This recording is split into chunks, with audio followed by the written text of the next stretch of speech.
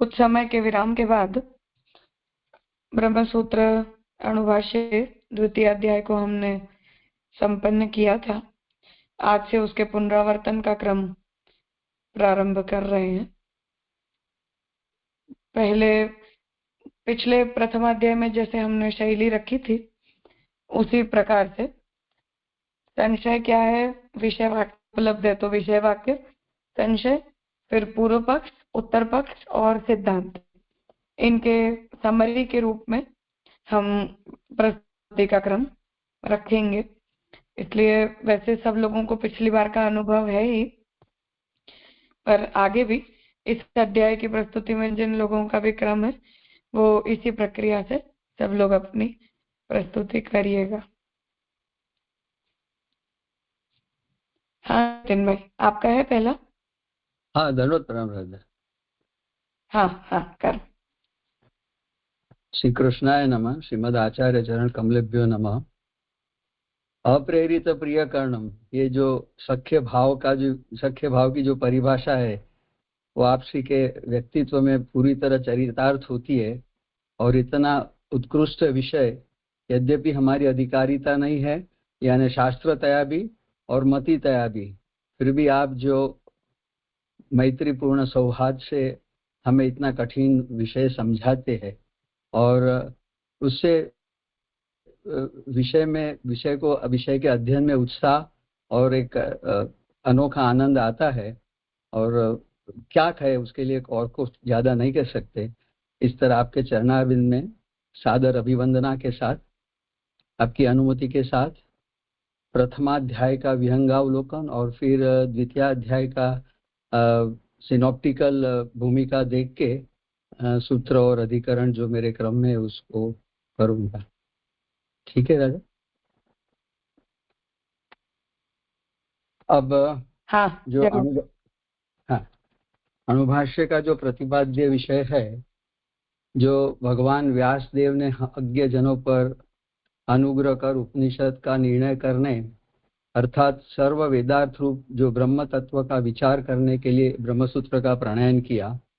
और श्री महाप्रभु जी के अनुसार सभी उपनिषदों में ब्रह्म ज्ञान को ही परम पुरुषार्थ का साधन बताया गया है। और व्यास जी ने अपनी कृति में 4 प्रकार से अर्थात ब्रह्म के स्वरूप, उसकी प्राप्ति के साधन और फल एवं अन्य मतों के निराकरण के रूप में प्रस्तुत किया है, यानी रचना की है। इस प्रकार सारे वेदों का जो प्रतिपाद्य ब्रह्म ही है, यह स्पष्ट करने के लिए 4 अध्यायों वाला ब्रह्मसूत्र जो चतुर्लक्षणी भी कहलाता है, वो उसमें ब्रह्म संबंध सभी विषयों का विचार किया गया है। ब्रह्मसूत्रों के अणुभाष्य अनुसार उनके अधिकरण का अर्थ जो है वो संक्षेप में गोस्वामी श्री पुरुषोत्तम जी ने अपनी वेदांताधिकरण माला में नामक कृति में और उनका जो विशद भाष्य प्रकाशक नामक जो विस्तृत व्याख्या है उसके अनुसार किया है। अधिकरण में 5 अवयव आते हैं, जैसे आपने बताया, विषय, संशय, पूर्व पक्ष, उत्तर पक्ष यानी सिद्धांत एवं संगति। अब यहाँ प्रत्येक अधिकरण के विवेच्य में सभी अवयवों का संदर्भ तो हम नहीं पाते हैं, और संगति तो प्राय सर्वत्र स्पष्ट ही है कि सारा ब्रह्मसूत्र जो है, सूत्र जितने भी सूत्र है ब्रह्मसूत्र में, वो for the Brahma, by the Brahma, to and I mean जैसे अपन कहे डेमोक्रेसी की व्याख्या में टू द फ्रॉम, यानी सारी विभक्तियां के साथ जो महाप्रभु जी शास्त्रार्थ में समझा रहे, उसी तरह ब्रह्म में उनका समन्वय होता है। पर जहां जहां भी अधिकांश अधिकरणों में 3-4 यानी ये जो अधिकरण के संदर्भ अवयव मिलते हैं, और जहां नहीं मिलता है वहां हमें, जैसे आपने समझाया था कि वहां कोठासु या ऊ से हमें समझना चाहिए। और जहां सिद्धांति कहा गया है वहां पूर्व पक्ष का अभाव, विषय का जो पूर्व पक्ष को मान लेना चाहिए, यानी प्री सपोज कर लेना चाहिए जहां सिर्फ सिद्धांत है। इस तरह का अधिकरणों का विभाग श्री पुरुषोत्तम जी ने किया है। अब ये जो 4 अध्याय वाला जो ब्रह्म सूत्र है, उसमें जो प्रथम अध्याय है वो समन्वयाध्याय कहलाता है, जिसको प्रमाणाध्याय भी कहते हैं, जिसमें सारे वेदांत वाक्य अंततः ब्रह्म में ही समन्वित होते हैं और सारे वेदांत वाक्यों का प्रतिपाद्य ब्रह्म ही है, ये बताया गया है। आगे जो इसके लिए इसे प्रमाण अध्याय भी कहा जाता है, जिसमें ब्रह्म का निरूपण हुआ है। दूसरा जो अध्याय है उसे अविरोधाध्याय भी कहते हैं, और द्वितीय अध्याय में श्रुतियों में जो प्रतीयमान परस्पर विरोध एवं जो श्रुति विरोधी स्मृतियों के वाक्यों का भी जो निराकरण यहाँ दूसरे अध्याय में सिद्ध किया गया है, चूंकि प्रमेय ब्रह्म ही है। तृतीय अध्याय में अंतरंग एवं बहिरंग साधनों और उनके उपकरणों पर विचार किया गया है, इसे साधना अध्याय कहा जाता है। और महाप्रभु जी के अनुसार साधन भी ब्रह्म ही है। चतुर्थ एवं अंतिम अध्याय में फल प्राप्ति एवं उसके अनुभव यानी रियलाइजेशन का प्रकार निरूपित किया हुआ है, जिसे फलाध्याय कहा जाता है, और क्योंकि फल भी ब्रह्म ही है। इस तरह प्रथम अध्याय के 4 पादों में ये पूरा प्रतिपादित किया गया कि सारे वेदांत वाक्यों का समन्वय ब्रह्म में ही होता है, और जिन वेदांत वाक्यों के अर्थ में संदेह है उन्हीं के अर्थ का निर्णय करने के लिए ब्रह्मसूत्रकार ने ये रचना करी है। क्योंकि ये प्रश्न सहज पैदा हुए कि जब वेद इतने डिटेल में अवेलेबल है तो फिर ब्रह्मसूत्र क्यों? तो उसका जवाब ये है। और जो संदिग्ध वाक्यों के 4 प्रकार हो सकते हैं, ये सूत्रकार इस तरह बताते हैं कि कार्य प्रतिपादक संदिग्ध वाक्य, द्वितीय अंतर्यामी के प्रतिपादक वाक्य, उपास्य के रूप के प्रतिपादक वाक्य, और चतुर्थ जो प्रकीर्ण यानी मिसेलिनियस जो वाक्य आते हैं और जिसमें इस तरह का संदिग्धता समझ में आती है, लगती है, वो प्रथम अध्याय के 4 पादों में क्रमशः इन्हीं 4 प्रकार से संदिग्ध वाक्य के अर्थों का निर्धारण किया गया है। अब ये जो प्रथम पाद में ब्रह्म संबंधी विचार करने की प्रतिज्ञा करके ब्रह्म का लक्षण बताकर कार्य प्रतिपादक वाक्यों का भी विचार करते हुए प्रकृति और प्रत्यय के भेद के कारण श्रुति में जो तत्त वचनों में या स्थलों में विभिन्न शब्दों के अन्य परकता लगती है, यानी अर्थात ब्रह्म परक न लगती हो, इस तरह का जो संदेह उसका भी निराकरण किया गया है। और प्रथम पाद में उक्त प्रकार से जो जिस तरह बताया उस तरह शब्द संदेह, ये अच्छी बात बताई है कि प्रथम पाद में शब्द संदेह का निराकरण किया है और बाकी के शेष 3 पादों में सूत्रकार ने अर्थ संदेह का निराकरण किया है। अर्थात श्रुति के तत्त वाक्यों के अर्थ के पहले शब्द संदेह का निराकरण किया प्रथम पाद में, और बाकी के 3 पादों में अर्थ के ब्रह्म परक न होकर अन्य परक होने का जो संदेह पैदा होता है उसका निरसन किया है। जीव एवं जड़ के भेद से यानी द्विविध अर्थ में जीवात्मक, जड़ात्मक एवं जीव जड़ात्मक, ये 3 रूप मानकर द्वितीय पाद में जीव पुरुष, तृतीय पाद में जड़ पुरुष और चतुर्थ पाद में उभय पुरुष अर्थ संदेह की निराकृति की गई है।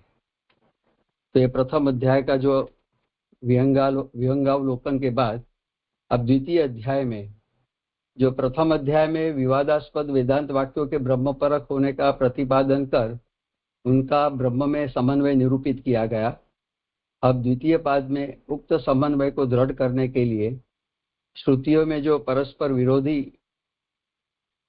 जो विरोध नहीं है यह उपादित करते हुए श्रुति विरोधी स्मार्त मत का तथा अन्य श्रुति स्मृति युक्ति विरुद्ध मतों का निरसन किया जा रहा है।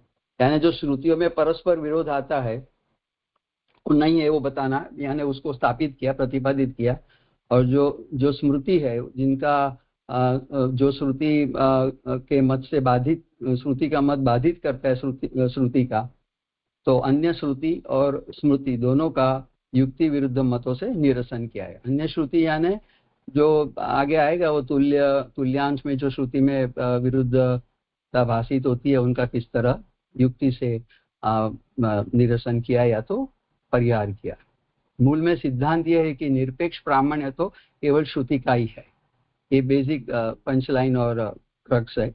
उससे विरोध होने पर किन्हीं भी श्रुतियों का, समझो कोई ऐसा कहे कि भाई स्मृतियों का अर्थ संकोच कर या कोई भी तरह श्रुतियों का निरसन करके या लोक सिद्ध युक्तियों से निराकरण कर उसका विरोध का परिहार करना चाहिए, तो ऐसा नहीं कर सकते। ऐसा न करके स्मृतियों का ही विरोध होने के कारण श्रुति वाक्यों के अर्थ का संकोच करके विरोध का परिहार करना उचित नहीं। यानी कभी कभी पूर्व पक्ष इस तरह बात करते कि यदि स्मृति भी प्रमाणभूत है तो फिर उनको क्यों न माना जाए। तो यहाँ कहते हैं कि बात ठीक है, पर श्रुति के वाक्यों का अर्थ संकोच नहीं कर सकते।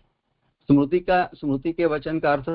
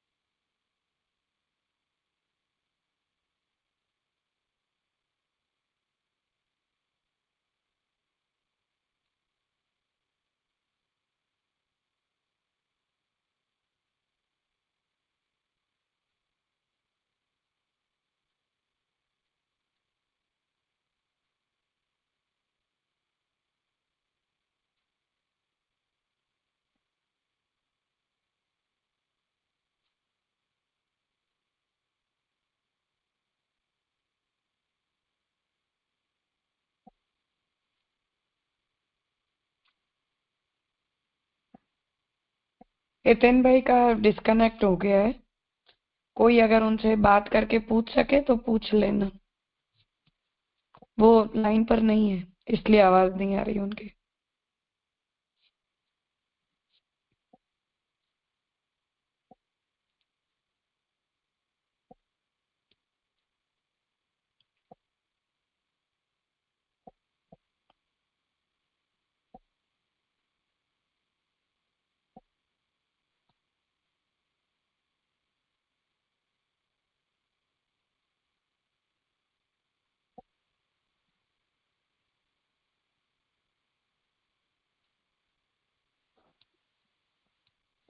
हितेन भाई, अभी आवाज आ रही?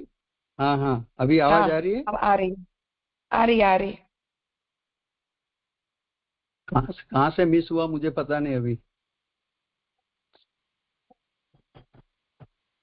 शुरू किया था बस आपने, प्रथम अध्याय का समरी करने के बाद। अच्छा, द्वितीय अध्याय के शुरू से। हाँ बस वहां से। अच्छा जी राजा, सॉरी, पता नहीं आज की कोई बात कनेक्टिविटी का बहुत प्रॉब्लम हो गया है, यानी कोई बात। इंटरनेट के।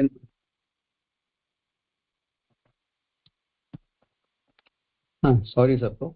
जो जैसे हमने प्रथम अध्याय का यानी प्रमाण अध्याय का विहंगावलोकन किया, उसके बाद जो हमारे सामने द्वितीय अध्याय का जो हमें आज विचार करना है, और उसका नाम है अविरोधाध्याय या तो प्रमेय अध्याय। तो प्रथम अध्याय में ये बात मूल आ गई थी कि जो विवादास्पद वेदांत वाक्यों का जो ब्रह्म परक होने का प्रतिपादन किया गया और ब्रह्म में उनका समन्वय स्थापित किया। अब द्वितीय अध्याय में जो ये समन्वय की बात है उसको दृढ़ करने के लिए आगे फर्दर जो श्रुतियों में भी परस्पर विरोध आता है तो वो विरोध नहीं है, वो स्थापित करना है, उसको उत्पादन किया। और श्रुति वर्सेस स्मार्थ यानी स्मृति के मत का भी, तथा श्रुति और स्मृति ये इनका भी युक्ति विरोध से युक्ति करके विरुद्ध मतों का युक्ति से निरसन किया जा रहा है। मूल में सिद्धांत ये है कि जो निरपेक्ष प्रामाण्य है वो केवल श्रुति का ही है। उससे विरोध होने पर चाहे यानी श्रुति वाक्यों का या श्रुति वचन का विरोध होता है तो हमें उसके लिए स्मृतियों का अर्थ संकोच करना पड़े, निरासन करना पड़े, या तो लोक सिद्ध कोई भी युक्ति से उसका निराकरण करना पड़े, तो हमें वो विरोध का परिहार करना चाहिए, क्योंकि वो श्रुति विरोध है स्मृति। अब ऐसा ना करके कोई कहे पूर्व पक्ष कि भाई स्मृति का प्रामाण्य स्वीकारा गया है। जैसे हमें राजा ने समझाया था कि भारतीय तत्व ज्ञान की दर्शन परंपरा में मूल तो षड दर्शन जैसे आते हैं कि सांख्य, योग, न्याय, वैशेषिक इत्यादि वगैरह, और वो उतने ही ऋषिप्रोक्त है एवं उतने ही पुराने हैं, तो वेद के पीछे ही यानी वही समय से चल रहे हैं, तो लोक में भी उनकी प्रामाण्यता या तो फिर उनमें जो भी प्रक्रिया बताई है साधना की या पुरुषार्थ सिद्ध करने की, उसको स्वीकारा गया है। तो कोई पूर्व पक्ष ऐसे आर्ग्यूमेंट करे कि भाई स्मृतियों का यदि इस तरह प्रमाण है तो फिर उनमें उसको क्यों न स्वीकारा जाए। तो दो स्मृतियों में यदि परस्पर विरोध हो तो उन दोनों को भी हमें अप्रमाणिक मानना चाहिए। वो आगे ये सूत्र में अपना प्रथम अधिकरण में आएगा, पर ये हम पूरे द्वितीय अध्याय की पूरी सिनोप्टिकल या तो क्या विषय आते हैं पूरे द्वितीय अध्याय में वो देख रहे हैं, और इसका अनुसरण करते हुए ये द्वितीय अध्याय के प्रथम पाद के प्रारंभ के जो 3 सूत्र है उसमें परस्पर जो विरुद्ध होने के कारण स्मृतियों के अनिर्णायक होने का प्रतिपादन किया गया है। जैसे ये प्रथम सूत्र अधिकरण ऐसा स्मृति अनवकाश दोष प्रसंग अधिकरण है, तो उसमें प्रथम 3 सूत्रों में ये बात आ रही है। उसके बाद द्वितीय पाद में श्रुति विरोधी स्मृतियां भले ही श्रुति वाक्यों की बाधक न हो, किंतु वे स्वतंत्रतया फल साधक तो हो ही सकती है। तो ये पूर्व पक्ष इस तरह प्रस्तावित करना चाहता है कि जैसे सांख्य, योग वगैरह है, उसमें आंशिकतया वैदिक मद या वैदिक तत्व का स्वीकृति है, पर ब्रह्म को उपादानतया या ब्रह्म में सब समन्वित होता है वो नहीं मानते हैं। तो और उससे आगे ये भी बात आती है कि भाई वो वैराग्य मूलक है या फिर संसार में अध्यास रहितता जीव में पैदा करती है या फिर उसको आत्मज्ञान या आत्मबोध कराती है। तो यदि इस प्रकार स्मृति का प्रामाण्य हो और स्मृति के इतना वेटेज हो, इतनी तुल्य हो सकती है, तो उसे क्यों फल साधक नहीं माना जा सकता है। तो ये आशंका का निराकरण करने के लिए बाह्य एवं अबाह्य मतों के समान रूप से, यानी बाह्य जो है वो तो सवाल ही नहीं है, वेद से बाह्य है तो पर अबाह्य है वो यानी अर्धनास्तिक, जैसे सांख्य यानी आंशिक अंश में ही जो वेद के तत्व को स्वीकारते हैं, यानी जो प्रकृति से, जैसे हम भी प्रकृति और पुरुष से निर्मित मानते हैं, पर उपादान कारण ब्रह्म को हम मानते हैं, पर जैसे ही दूसरी स्मृतियां प्रकृति और पुरुष को जगत की उत्पत्ति में के कारणभूत मानते हैं, तो ऐसे जो आंशिक बाह्य है और आंशिक अबाह्य है, उस तरह की जो श्रुतियां है वो मतों के भी समान। अब जो बाह्य और अबाह्य दोनों में जो भ्रांति है वो समान रूप से है, तो महाप्रभु जी ने उसका एकीकरण करके उनका एक साथ निरासन किया है। तो ये जो वाद के 2 पादों, उसके बाद जो तृतीय एवं चतुर्थ पाद है, उसमें वेदार्थ का निर्णय करने के लिए ही वैदिक पदार्थों के क्रम और स्वरूप का विचार किया गया है। इनमें से जो तृतीय पाद है उसमें पहले भूतों की उत्पत्ति के स्वरूप एवं क्रम का और तदनंतर जीवात्मा के स्वरूप एवं धर्मों का विचार, तथा चतुर्थ पाद में इंद्रियों की उत्पत्ति का विचार एवं स्वरूप आदि का विचार किया गया है। इस प्रकार संपूर्ण द्वितीय अध्याय द्वारा अविरोध का प्रतिपादन किया गया है, अतः यह अध्याय अविरोधाध्याय कहलाता है। तो ये द्वितीय सारे अध्याय की ओवरऑल जो मुद्दे थे, पॉइंट्स थे, उसको देखने के बाद अब जो मेरे क्रम में आता है वो मुझे राजा 2 अधिकरण करना है। प्रथम अधिकरण में 3 सूत्र है, दूसरे अधिकरण में 3 सूत्र है। हाँ।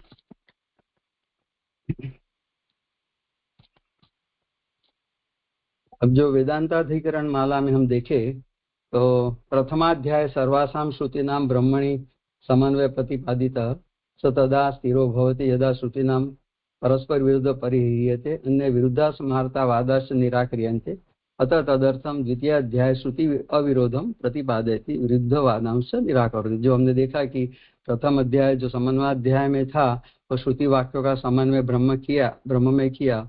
अब द्वितीय अध्याय में स्मार्थ मत और स्वतंत्र मत वगैरह का, तो स्वतंत्र मत रूप जो पूर्व पक्ष है उसका खंडन की बात आ रही है, और ये इसका निरूपण में महाप्रभु जी ने पूर्व पक्ष का खंडन किया है।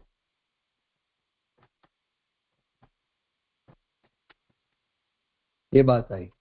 तत्र वेदांताधिकरण माला को ही हम रिफर कर रहे। तत्र प्रथम पादे युक्त्या श्रुति विरोध परिहार तथा द्वितीय पादे स्मृतीनां वेद बोधकत्व अभावेपि ताभि स्वातंत्र रूपेण कश्चित् पुरुषार्थ सेत्स्या इति आशंका निवृत्त्यर्थं बाह्य अबाह्य मतानि एकीकृत्य तेषां निराकरणं मतेकीकरणं च भ्रांते तुल्यत्व बोधनार्थम। तृतीय पादे प्रथम भूतानाम उत्पत्ति, जो हमने देखा वैसे कि सिनॉप्सिस में देखा कि प्रथम पाद में, द्वितीय पाद में, तृतीय पाद में किस तरह आ रहा है। तो इस प्रकार ब्रह्म में समन्वय तभी स्थिर होता है जब श्रुतियों के परस्पर वचन में जो विरोध है उनका परिहार किया जाए। और अन्य जो स्मार्थवाद है, यानी सांख्य न्याय वैशेषिक, जो ऋषि प्रोक्त है, जिनकी लोक में स्वीकार्यता है, यह हमें राजा ने समझाया था। तो ये श्रुति तुल्य जिनकी प्रामाणिकता हम परंपरा से समझते हैं, तो उनका भी अभी निराकरण बाकी है। तो ये द्वितीय अध्याय में स्मार्त मत का निराकरण जो बाकी था उसे किया जाता है। वहाँ ये भी आपने बताया था कि गीता जी में जो वेदेश रहमेव वेद्यो, तो जिसमें प्रभु खुद कर रहे कि भाई वेदों से जानने वाला ही मैं, वेद से ही जाना जा सकता हूँ, वेद का कर्ता भी मैं हूँ और वेद को जानने वाला भी मैं हूँ। तो इस तरह महाप्रभु जी ने जो दोनों कांड है, पूर्व कांड उत्तर कांड का समन्वय ब्रह्म में किया है, तो हमने प्रथम अध्याय में तत्व समन्वय अधिकरण से देखा था। तो समन्वय केवल और केवल ब्रह्म में ही। अब बाकी जो रह गया खंडन, यानी प्रथम अध्याय तो प्रमाणाध्याय, तो प्रमाण वहां एस्टैब्लिश करके अब जो खंडन था और निरासन करना था जो विरुद्ध मत का, तो इसके लिए सेकंड अध्याय में जो श्रुति के अविरोध का अभी प्रतिपादन किया जा रहा है और विरुद्धवाद का निराकरण द्वितीय पाद के 4 अध्याय से हो रहा है, 4 पाद से हो रहा है, सॉरी।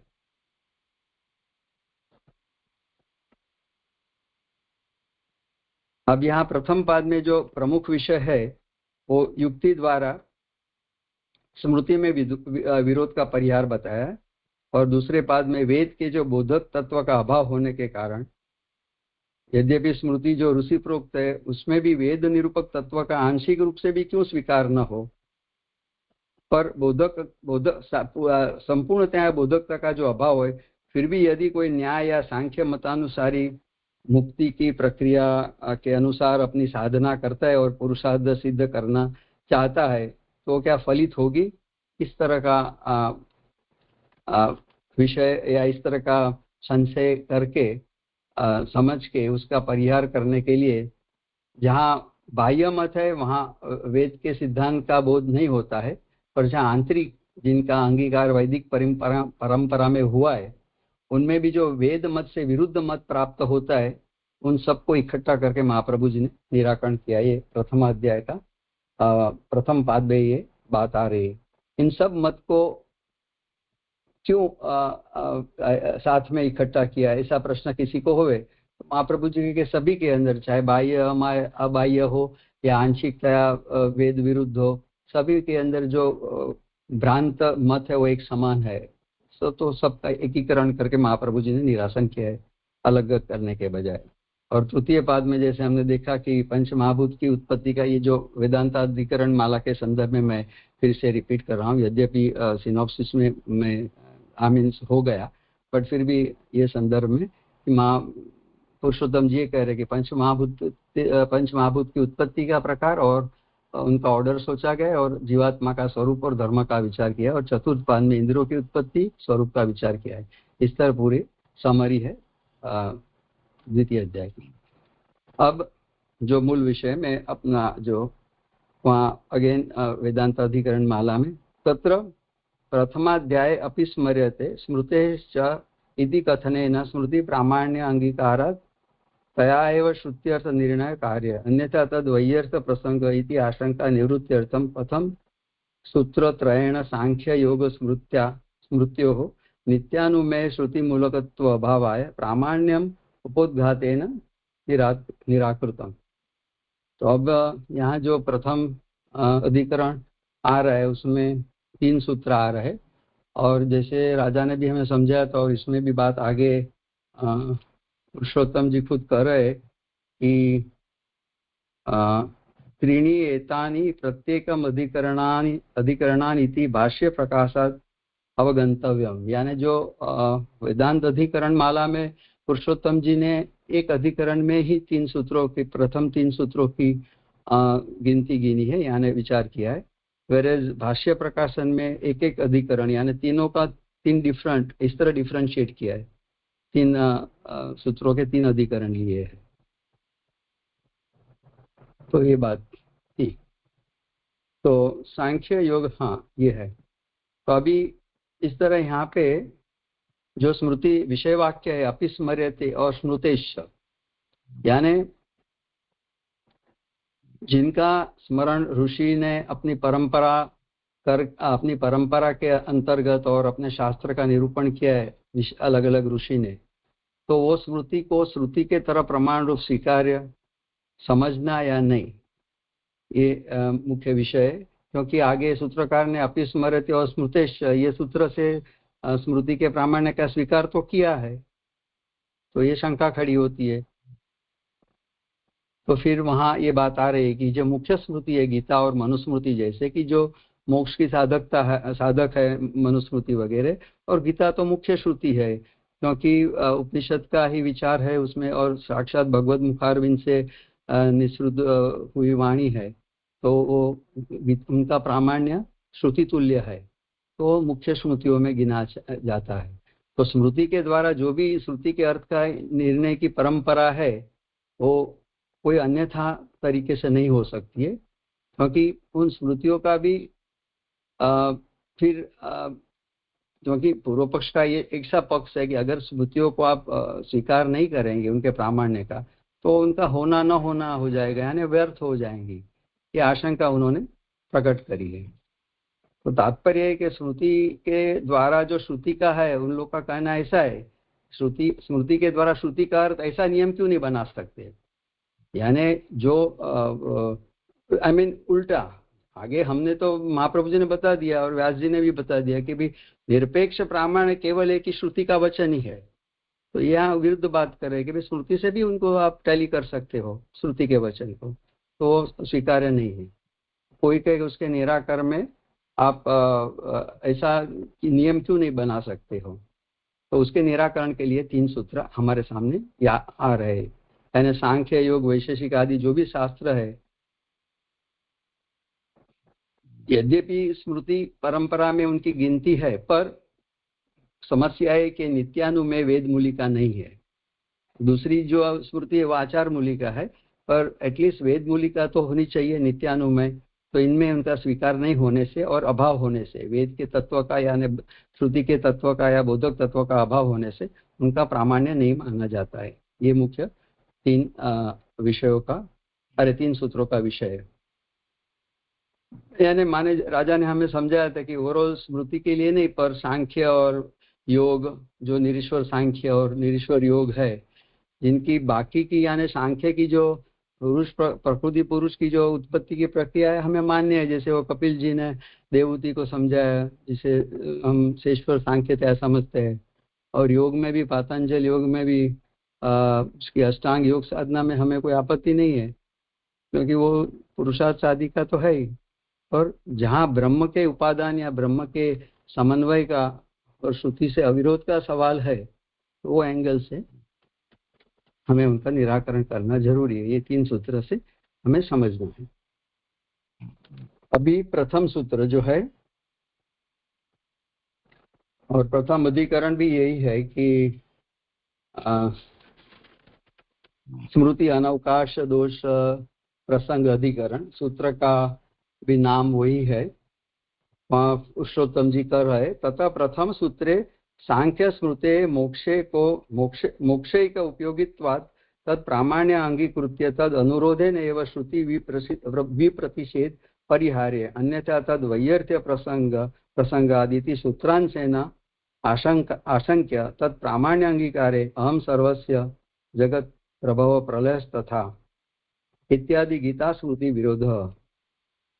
तो यहाँ ये जो सूत्र के एक अंश है, यानी स्मृति अनवकाश दोष प्रसंग, तो पूर्व पक्ष ये कह रहा है कि भाई श्रुति के अनवकाश यानी अनवस्था यानी यूजलेसनेस या उसका कोई उपयोग नहीं रहेगा, व्यर्थ हो जाएंगे, ये प्रसंग उपस्थित होगा।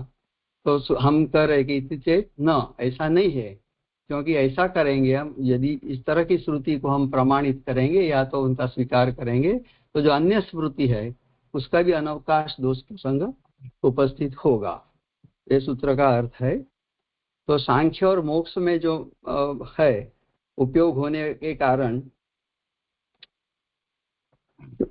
बात क्या है कि सांख्य, और जैसे आगे भी हमने समझा कि सांख्य योग वगैरह में मोक्ष प्रतिपादक तो है, वैराग्य पैदा करता है, संसार में अध्यास रहिता या तो निरस्ता पैदा कर रही है, ऐसे ये जो ऐसे शास्त्र है तो फिर उनका उपयोग तो है मोक्ष में। तो उनका प्रामाण्य अंगीकार करके श्रुति शास्त्र के अनुसार ही, सांख्य मत की प्रक्रिया के अनुसार ही श्रुतियों में दिखाई देने वाला विरोध का परिहार करना चाहिए। तो उल्टी बात करें, जैसे अपन ने आगे अभी सोचा इस तरह कि भाई श्रुति से उनका परिहार करो, श्रुति में जो विरोधी बात आ रही है संदिग्ध संदेह वाली, तो अन्यथा पूर्व पक्षी चल रहा है कि अन्यथा सांख्य श्रुति वगैरह की व्यर्थता हो जाएगी। तो ये बात सूत्र के एकांश से उन लोग ने कही। अब स्मृति के अनवकाश किया जो के दोष की बात आप कर रहे हो, तो इति से जो हमें बताया कि भाई तो अन्य श्रुति का भी अनवकाश हो जाएगा। तो उसके प्रामाण्य के अंगीकार में यदि हम यानी सांख्य की प्रक्रिया को स्वीकार कर लेते, तो जो गीता जो नित्यानुमय वेद मूलिका है और साक्षात भगवत वचन श्रुति तुल्य है, तो उसके वाक्य से सांख्य का विरोध आ रहा है। और सांख्य जो जगत की उत्पत्ति प्रकृति पुरुष से मानती है, पर गीता में भगवान, जैसे आपने बताया था कि ये 15वें अध्याय की जो गीता जी के वचन जो अभी हमने, तो उसमें भगवान जगत की उत्पत्ति के कारण स्वयं अपने आप को बता रहे कि मैं ही समस्त जगत का, जो यहाँ पे बताया कि हम सर्वस्य जगत प्रभाव एंड प्रलय, तो समस्त जगत की उत्पत्ति और प्रलय का कारण गीता में खुद भगवान अपने आप को बता रहे। तो गीता का प्रामाण्य अंगीकार नहीं करेंगे ऐसा तो हो ही नहीं सकता है। और यदि सांख्य का अंगीकार करते तो ब्रह्म कारण जो कारण बोधक श्रुति है उनका विरोध आ जाएगा। तो गीता श्रुति का तो प्रामाण्य अति आवश्यक है, क्योंकि मुख्य श्रुति है। तो इसलिए श्रुति में जो भी दिखलाई देता है विरोध है, उनका निराकरण कपिल श्रुति के प्रामाण्य से हम नहीं स्वीकार सकते, पर गीता श्रुति के प्रामाण्य से इस तरह का उसका निराकरण हो सकता है। इस तरह प्रथम सूत्र से इसका निराकरण किया। तो ये खाली विषय वस्तु जो है ये प्रथम सूत्र की। अब सूत्र की टेक्स्ट के अनुसार थोड़ा देख ले, तो जैसे सूत्र का अर्थ तो अपन ने देखा, और यानी मूल कहने का अर्थ ये कि श्रुति में हमें सिलेक्टिव होना पड़ेगा। मुख्य जो पूर्व पक्ष का संशय और जो ग्राउंड है उनका कहना है कि भाई श्रुति को इस तरह मोक्षदायिनी है, आत्मबोधक है, वैराग्य पैदा करने वाली है, तो श्रुति से जो श्रुति में विरोध वचन आते हैं या तो संदिग्ध वाक्य है, तो उनका क्यों निराकरण नहीं कर सकते। तो महाप्रभु जी ना कहते, सूत्रकार भी ना कहते कि श्रुति में हमें सिलेक्टिव होना पड़ेगा। भ्रांति मूलक जो श्रुति है उसका विरोध करने में कोई प्रॉब्लम नहीं होनी चाहिए। तो उसको और पूर्व पक्ष और भी कह रहा है कि भाई श्रुति में प्रतिपादित में गलत क्या है, मोक्ष की साधिका है और बाकी जो सब बताए वैसे बात भी, प्रक्रिया भी हमारी सारी वही है साधना की, पुरुषार्थ सिद्धि की, तो उसे आप अप्रमाणिक नहीं कर सकते। और फिर और एक बात वहां खड़ी कर रहे हो कि भाई जो श्रुति के दोनों वेटेज वाले इक्वल वचन है, तुल्यांश में जो वचन आता है, तब वहां आप क्या करोगे। तो वहां वो बता रहे कि युक्ति से परिहार किया जाता है।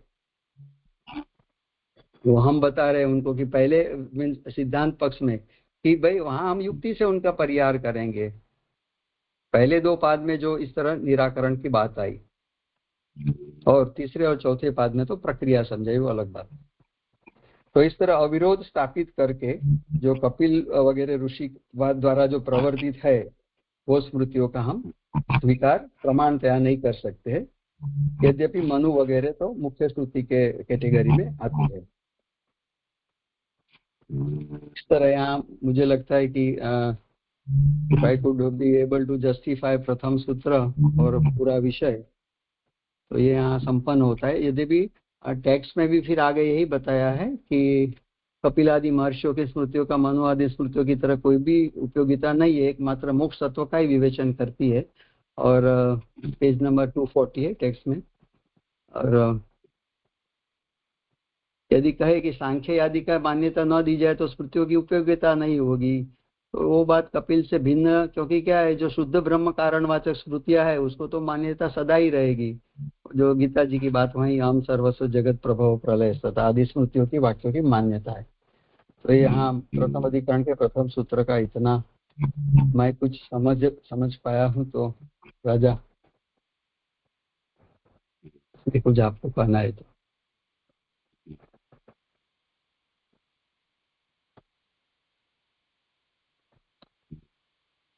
दूसरा सूत्र करूँ ना राजा?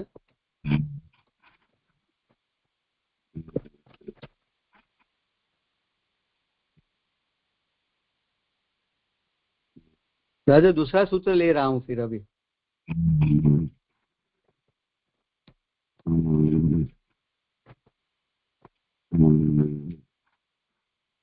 आवाज नहीं आ रही है मेरी?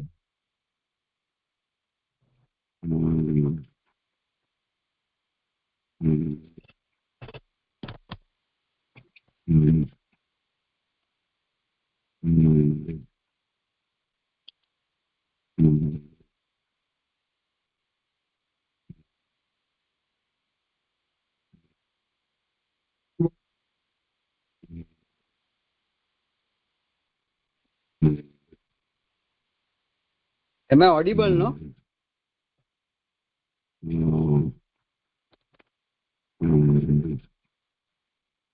Okay, thank you. तो अभी यहाँ जो दूसरा सूत्र है, इतरेषां च अनुपलब्धे है। अगेन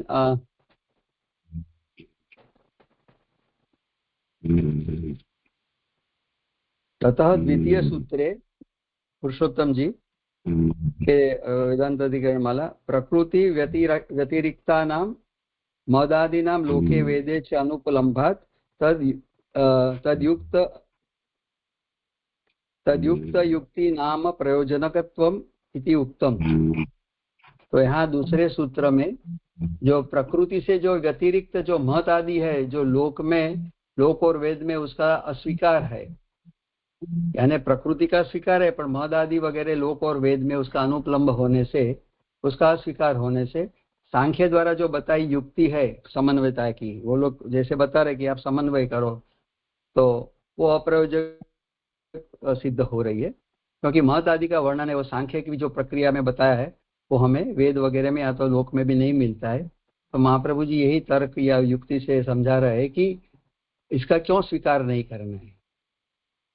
आप ऐसे पूछ रहे हो हमें, तो हम बता रहे हैं कि इसका स्वीकार इसके लिए नहीं, क्योंकि वेद में जो सिद्ध स्मृति आदि में जो सिद्ध स्मृति आगे बताई, मुख्य स्मृति गीता जी, वो तो मुख्य है, उनका ही आधार लेना पड़ेगा। तो उसमें वो मुख्य जो स्मृति है और सिद्ध स्मृति में प्रकृति के अलावा महत आदि का वर्णन जो निरीश्वर सांख्य के अनुसार है वो मिलता नहीं है, तो उसका हम स्वीकार नहीं कर सकते। तो यहाँ भी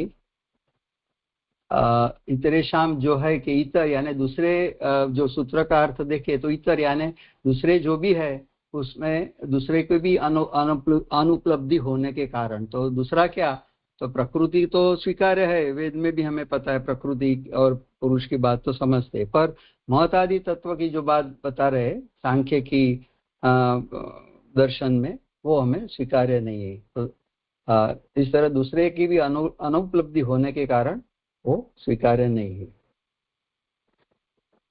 अब तीसरा जो सूत्र आ रहा है, एतेन योग प्रयुक्त, वहां वेदांत अधिकरण माला में ततः तृतीय सूत्रे पूर्वोक्त श्रुति स्मृति ही पूर्वोक्त श्रुति स्मृति विरोधात योग स्मृति अपि सांख्यवत प्रधान कारणत्व अंशे अप्रमाण इति उक्तम।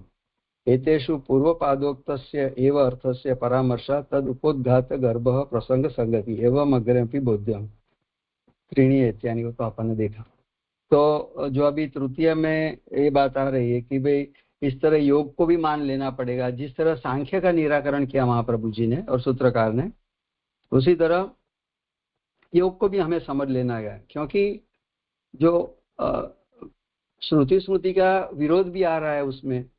पतंजलि की जो योग स्मृति है वो सांख्य की तरफ प्रधान को ही यानी प्रकृति को ही कारण रूप समझती है, तो उतने अंश में अप्रमाण है। यद्यपि जैसे राजा ने हमें समझाया था कि अष्टांग योग की साधना हमें मान्य है, उसमें कोई दिक्कत नहीं है, पर जो बेसिक जो तत्व दर्शन है उनका और ब्रह्म मूलक नहीं है। तो ये फिर पुरुषोत्तम जी कह रहे कि भाई यहाँ उसको जो पिछले प्रथम अध्याय के चौथे पाद में जो बात आ रही है उसी को यहाँ पे कंटिन्यूस करते हुए पूरा ये द्वितीय पाद के प्रसंग में उसका उपोद्घात विषय किया है, और आगे भी ऐसा ही किया जाएगा, यानी इसी विषय का कंटिन्यूशन यानी उपोद्घात किया है विषय का। अब ये जो तीनों ही सूत्र में इस तरह यहाँ कंटिन्यूशन हमें समझना है, इनका निराकरण करने का, कि श्रुति के जो अविरुद्ध यानी श्रुति से अविरुद्ध बात को प्रस्थापित करके विरुद्ध मत का, चाहे स्मृति हो या अन्य कोई शास्त्र हो या मतांतर हो, उनका निराकरण इस तरह किया गया है। और यहाँ सूत्र में ये भी समझाया कि जिस तरह सांख्य का 2 सूत्र से निराकरण किया उसी तरह योग का भी मान लेना चाहिए। अब कोई कहे योग तो वैदिक तत्व है, तो उसका मत का निराकरण कैसे हो सकता है? तो उसका जवाब भी महाप्रभु जी यही दे रहे हैं कि भाई प्रकृति को कारण मानते हैं, ब्रह्म को नहीं मानते, उस सेंस में वो अप्रमाण है। इस तरह महाप्रभु जी ने एतेन योग प्रयुक्त ये सूत्र में समझाया। अब दूसरा अधिकरण आ रहा है। प्रथम अधिकरण के 3 सूत्र पूरे हुए। अब जो दूसरा अधिकरण है न विलक्षणत्वाधिकरण, उसके भी 3 सूत्र हैं।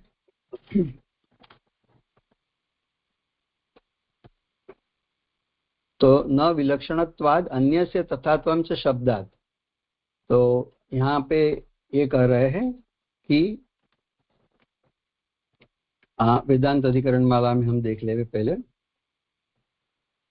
तथा चतुर्थे त्रिसूत्र, यानी अभी यहाँ थोड़ी गड़बड़ लगती है, क्योंकि जैसे पुरुषोत्तम जी ने बताया कि एक एक अधिकरण गिना है ये 3 सूत्रों का भाष्य प्रकाशन में, पर यहाँ उन्होंने वेदांत अधिकरण माला में एक ही अधिकरण में 3 सूत्रों को कवर किया है।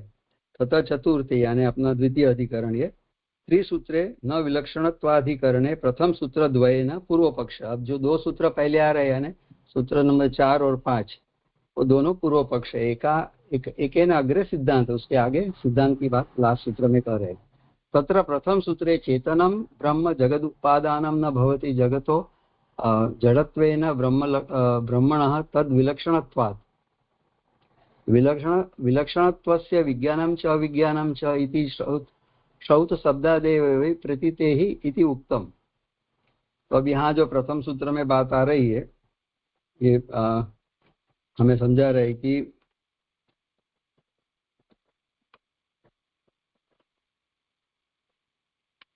चैतन्य जो है वो ब्रह्म चैतन्य है, वो जगत का उपादान कारण नहीं हो सकता है, क्योंकि जगत विलक्षण है यानी वैरूप्य। जगत अचेतन है और ब्रह्म चैतन्य है। तो पूर्व पक्ष ये कह रहे थे कि भाई चैतन्य ब्रह्म जगत का उपादान कारण नहीं हो सकता है। जगत जड़ है और ब्रह्म तो चेतन है, तो चेतन पदार्थ अपने में से जड़ पदार्थ को पैदा नहीं कर सकता है, और जगत जड़ है, इसके लिए ब्रह्म विलक्षण है। ब्रह्म में और जगत में विलक्षणता है, तो जो ब्रह्म की विलक्षणता है श्रुति से प्राप्त है। और तो वहां पूर्व पक्ष वापिस हमें यही कहते आए। अब श्रुति का वचन लेके सिद्ध करना चाहते हैं कि भाई विज्ञानम च अविज्ञानम च, ये तो ब्रह्म तो विरुद्ध धर्माश्रय, चेतन भी है अचेतन भी है, तो ये श्रुति का वचन है, तो आप ऐसे कैसे कर सकते हैं? इसलिए ब्रह्म उपादान कारण नहीं हो सकता है विलक्षण होने से। तो यहाँ जो सूत्र में च शब्द है, च शब्दात, तो शब्द यानी शब्द शास्त्र, तो शब्द शास्त्र हमारे पास क्या है, तो श्रुति है, वेद वेदादि है, तो ये श्रुति का ही वचन है। तो इसके लिए जो भिन्नता और डिफ्रेंशिएशन के लिए जो बात आ रही है विलक्षणता की, तो शास्त्र से ही हमें समझ में आता है, ऐसा पूर्व पक्ष का कहना है। अब ब्रह्म का जगत, और क्योंकि ब्रह्म का और जगत का स्वरूप जो दिखता है वो अलग है, सो ये वाक्य प्रत्यक्ष में जो है, और प्रत्यक्ष में हमें दिखाई देता है, प्रत्यक्ष में जो जगत दिखता है और ब्रह्म जो परोक्ष है, तो भ्रांति उत्पन्न करता है क्योंकि अलग है। इसके लिए आप अगर यदि कहे कि भाई ऐसा नहीं है, ब्रह्म ही जगत के उपादान कारण है, तो ऐसा नहीं समझ में आता है। तो ब्रह्म और जगत को हम अलग तरीके से देख रहे हैं, तो फिर जगत को देखकर ब्रह्म उसका उपादान वो कैसे कर सकते हैं, ये बात का मैच नहीं होता है, मेल नहीं खा रही है, विरोध आता है। तो जगत के प्रति ब्रह्म कारण नहीं है, ऐसा पूर्व पक्ष ये सूत्र में कह रहा है। टेक्स्ट में भी ये कह रहा है कि आपका जो ये तर्क है पेज नंबर 241 सूत्र की टेक्स्ट में, कि ये तर्क बाधक है कि भाई विलक्षण और अचेतन जो है, तो चेतन में से अचेतन नहीं हो सकता है, और जगत की विलक्षणता का शब्दात यानी शब्द शास्त्र से यानी श्रुति वचन से, विज्ञातम से अविज्ञातम, इससे स्पष्ट ही बात है। और साथ में प्रत्यक्ष में भी भ्रांति करने वाला वाक्य है कि जगत ब्रह्म जगत का उपादान कारण है, क्योंकि ऐसा दिखता नहीं है, वो मेल नहीं खाता है। तो ये सूत्र का में ये बात आई। अब पांचवें सूत्र में अभिमानी व्यपदेशस्तु विशेष अनुगतिभ्याम, सूत्र का अर्थ है कि जो अभिमानी जो है वो देवता है, पदार्थ के अभिमानी देवता है, और विशेष अनुगतिभ्याम, तो विशेष अनुगति उन रिस्पेक्टिव भूतेंद्रियों में देखने मिलती है। ये सूत्र का अर्थ हुआ।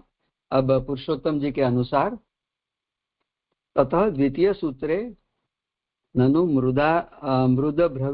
मुद्ब्रवीत इति श्रुतौ मृदादेव वक्तृत्वादि कथनेन मृदादिषु अपि चेतनत्वस्य श्रुत्य अभिप्रेतत्वात् जगतोऽपि चेतनतया ब्रह्म सालक्षण्यात् ब्रह्म कार्यत्वमिति सिद्धान्तीन आशंकिते अत्र मृदादि अभिमानिनी देवता एव वक्तृत्वादि रूपेण व्यपदिश्यते, अन्यथा विज्ञानं च अविज्ञानं च इति चेतन अचेतन विभाग रूपो विशेषः न उच्येत। अब यहाँ पूर्व पक्ष और अपने पक्ष का दृढ़ीकरण कर रहे, किस तरह?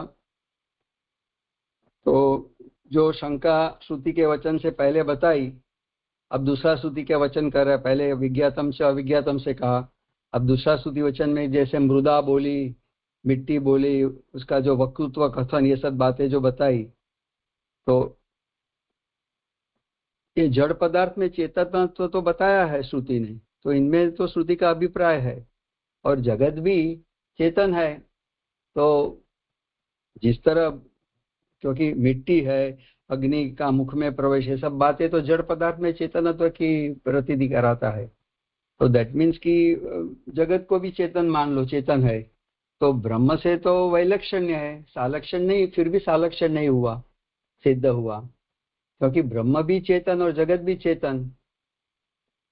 तो जगत जो ब्रह्म का कार्य है, ऐसा सिद्धांत यदि आप प्रस्तुत करते हो, तो पूर्व पक्ष ये कहता है कि भाई वो ज्यादा दृढ़ करके बताया कि भाई आप समझो कि मृदा वगैरह में जो अभिमानी देवता का वक्तृत्व आदि की उपदेश किया जा रहा है श्रुति में, और देवता में जो वक्तृत्व धर्म है, वरना श्रुति ब्रह्म का जो, वरना श्रुति ऐसी बात नहीं करती। ब्रह्म का धर्म जो चेतन है एंड अचेतन दोनों आप बता रहे हो, तो ऐसा नहीं किया जा सकता है। तो अग्नि जो वाणी बनकर मुंह में प्रविष्ट होती है, ऐसा श्रुति वचन अग्नि देवता का प्रवेश वाणी आदि में नहीं कहा जाता। तो चेतनता का जो निरूपण किसी जड़ पदार्थ में मिलता है, तो देवता का प्रवेश के कारण है, न तो जड़ में अपने आप चेतनत्व का गुण है, ऐसा श्रुति का तात्पर्य नहीं है। तो यहाँ पूर्व पक्ष अपना मत को और दृढ़ करके बता रहा है कि भी जो चेतन और अचेतनात्मक जगत है, उसका निरूपण श्रुति में तो है ही, पर ब्रह्म अचेतन जो जगत है उसका उपादान कारण नहीं हो सकता है।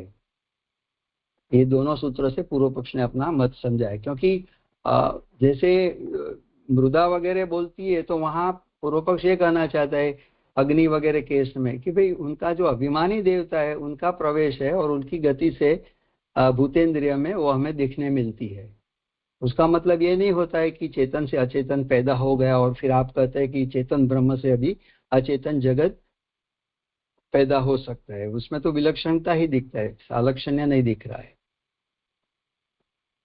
तो अभिमानी जो देवता का व्यपदेश वहां हो रहा है तो उसकी विशेष गति कही गई है। जैसे पंच महाभूतों में किसी न किसी प्रकार से चेतन तत्व का निरूपण जो आता है वो उनके अभिमानी देवता बोल रहे हैं। प्रमाण क्या पूछे थे, अगर पूछे तो कहते हैं विज्ञानम च अविज्ञानम से दो प्रकार की सृष्टि है, चेतन और अचेतन, और अनुगत भाव भी वो बता रहे हैं। तो जो अनुगति में क्या है कि प्रवेश और उनके साथ उसके बाद भूतेंद्रियों के साथ अनुकरण। तो इस तरह इंद्रियों के जो अधिष्ठाता देवता है उन इंद्रियों में प्रवेश से वो कार्यरत होती है। और आगे भी एक श्रुति का कोट करें, जैसे टेक्स्ट में बताया हंता हम देवता तिस्त्रो, ये छांदोग्य उपनिषद का है वचन। तो सारी भूतेंद्र को कहने का अर्थ ये है कि श्रुति वचन से, दोनों श्रुति वचन से मृद अब्रवीत आपो अब्रुवन तेज एकशत वगैरह ये, और दूसरा तीसरा जो छांदोग्य का बताया वो दोनों श्रुति वचन से भी ये हमारा मत तो दृढ़ होता है कि चेतन से अचेतन प्रकट नहीं होता है। अभी जो लास्ट सूत्र है वो सिद्धांत उसमें आ रहा है 2:1 दृश्यते तु।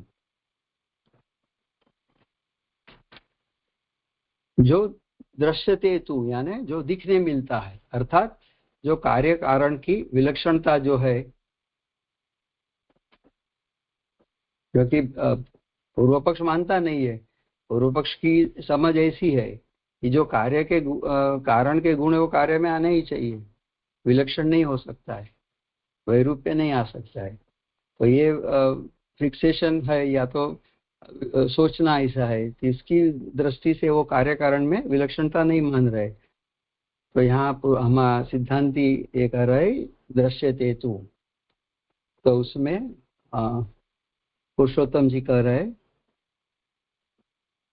ततः तृतीय समाधिम आह कार्य कारणयोः वैलक्षण्यं लोके गोमय वृश्चिकादौ देह केशादौ च दृश्यते अतः विलक्षणत्वेन हेतुना जगति ब्रह्मोपादेयत्व बाधनं न शक्य वचनम् सदंशस्य कार्यकारणयोः तुल्यत्वेन सालक्षण्याच्च तस्मात् न जगतो ब्रह्म कार्यत्व प्रतिषेधः। तो यहाँ समाधान बता रहे हैं कि जो कार्य कारण में हमेशा जो सालक्षण्य ही हो यानी समान लक्षण वाले हो ऐसा कोई सिद्धांत नहीं है। क्योंकि फिर वहाँ एग्जाम्पल देता है, जो प्रैक्टिकल एग्जाम्पल देते हैं कि जैसे लोक में गोबर में कीड़ा वगैरह हो जाता है और शरीर यद्यपि अचेतन है पर फिर भी चेतन से या चेतन से अचेतन प्रकट हो जाता है। बाल में अचेतनता है और शरीर में चेतनता है, तो शरीर में से बाल उगते हैं, उग जाते हैं, दिखते हैं अपने को। तो उसमें पूरा सालक्षण्य कहाँ है? आप जो सालक्षण्य की बात करते हैं कि सालक्षण्य है तो ही हम मानेंगे, तो उसमें भी सालक्षण्य नहीं है लोक में जो दिखता है वो। तो विलक्षणता का कारण मात्र से आप जगत प्रति ब्रह्म कारण नहीं है ऐसा नहीं कह सकते हो, क्योंकि विलक्षण का वैरूप्यता दिखती है तो भाई ब्रह्म कारण नहीं, ऐसा आप कैसे कह सकते हो? अब अभी आगे महाप्रभु जी ऐसे समझाते हैं कि यदि आप सालक्षण्य की बात भी कर रहे हो तो ब्रह्म का जो सदंश है वो तो जगत में पैदा हुआ, अभी उत्पन्न हुआ है। जो सदंश है जगत का, जगत जो है ब्रह्म का सदंश है, तो ब्रह्म की जो सदंशता है उसकी कारणता का क्यों विचार नहीं करते हो? वो आप कर सकते हो। सामने काउंटर करके वे भी समझा रहा है कि आप जो प्रकृति को उत्पत्ति का कारण समझते हो, तो प्रकृति तो मूल स्वरूप में थोड़ी या शुद्ध स्वरूप में थोड़ी प्रकट होती है। प्रकृति जो जगत रूप से प्रकट होती है, उत्पन्न होती है, तो विकृत होके प्रकट होती है, शुद्ध रूप में तो प्रकट ही नहीं होती है। तो वहां भी प्रकृति का जो सदंश है वही प्रकट होता है, नॉट ए प्रकृति ऐसे समष्टि और शुद्ध प्रकृति। तो वहां भी कहाँ ये है अपना सालक्षण्य है, तो वहां भी सालक्षण्य नहीं है। तो ब्रह्म की सत्ता के अंश द्वारा ब्रह्म सदंश को और जगत को धारण करता है। तो इस तरह जगत को ब्रह्म का कार्य बताने में कोई प्रतिषेध नहीं है, यानी कोई निषेध नहीं है। ये तू शब्द से महाप्रभु जी ने उनका पूर्व पक्ष का निराकरण किया है। कार्य कारणता में जो भी वैरूप्यता आती है, और इस तरह सांख्य मत का भी निराकरण किया उन्होंने, और कि चेतन से अचेतन का पैदा होने का निराकरण किया, और उसके अंश का भी निषेध मानना पड़ेगा। यानी जो टेक्स्ट में आता है, और किसी ने प्रश्न भी पूछा था कि भाई तू उत्पत्ति का निषेध कहे तो उसके अंश का भी निषेध मानना पड़ेगा। तो महाप्रभु जी वही समझा रहे कि भाई जगत में ब्रह्म का सदंश है, उसी तरह आप भी जो प्रकृति को कारण मानते हैं वो प्रकृति का सदंश ही जगत में है, तो उसमें भी वैलक्षण्य है। तो तुल्यांश में यदि कोई संयोग मानेगा तो प्रकृति में भी सदंश तो विद्यमान है ही। अब प्रकृति में जो कार्य पैदा होता है वो तो विकृत होकर ही पैदा होता है, शुद्ध तो पैदा नहीं होता है। सदंश को धारण करने वाली प्रकृति को सांख्य मानता है, तो वहां भी वैलक्षण तो हुआ ही। तो एग्जैक्ट सालक्य तो जगत की उत्पत्ति प्रकृति से भी माने यदि आप, तो भी नहीं मिलेगा। तो फिर ब्रह्म को कारण मानने में आपको क्या आपत्ति है? तो महाप्रभु जी कहते हैं आपकी बात, तुम्हारी बात संगत नहीं है। ब्रह्म के सदंश का सालक्षण तो जगत में मिलता ही है। तो यहाँ इस तरह ये छठा सूत्र और दूसरा अधिकरण पूरा हुआ। आपके चरणों में प्रणाम, दंडवत प्रणाम राजा। हाँ, सुंदर निरूपण हुआ। आज यहाँ रखते हैं, आगे शिक्षा पत्र का क्रम है। तृतीय अधिकरण की जो प्रस्तुति है वो हम कल प्रारंभ करेंगे।